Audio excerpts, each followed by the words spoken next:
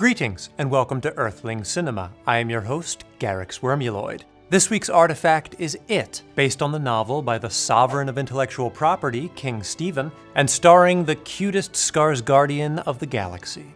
The film takes place in an alternate reality where Earth children rode bikes everywhere, known as the 80s. Our sort of protagonist is Bill Den Bro, who, despite his name, breaks the first rule of bro code when he lets an unemployed artist eat his brother.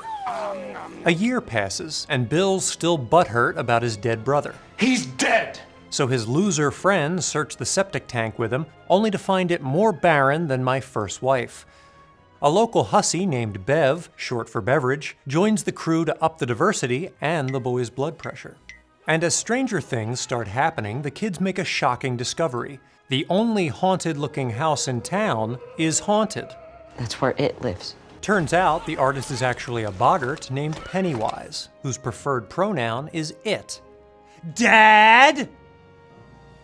When Pennywise totally screws with their analog PowerPoint, the kids try Plan A, walk into its trap house, since Bev probably took all their Plan B.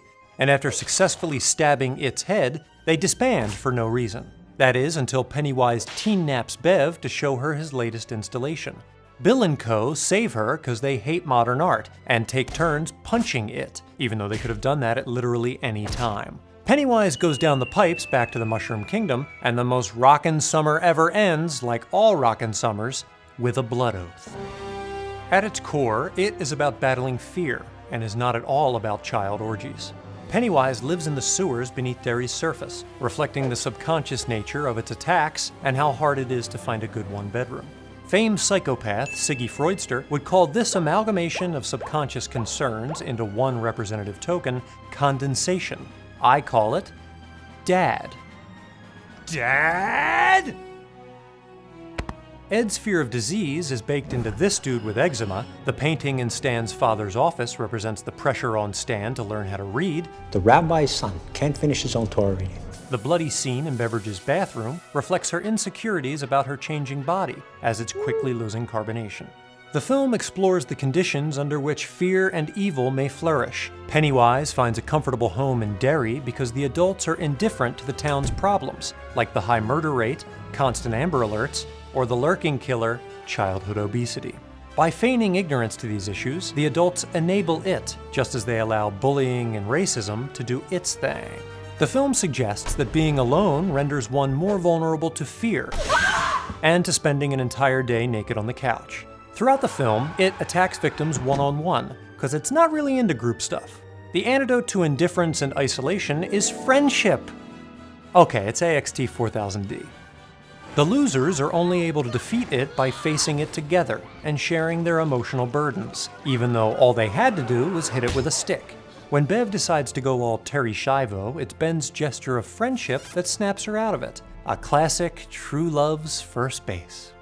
Like many King Stephen IPs, It is about coming of age to legally bone. The film is an allegory for the transition from childhood to young adulthood, also known as the Hood. In the beginning, the characters are helpless children, controlled by their overbearing parents and the bullies who terrorize them. You're trash. Well, at least now you'll smell better. They are painfully aware of characteristics that make them different. For Billy, it's his oral.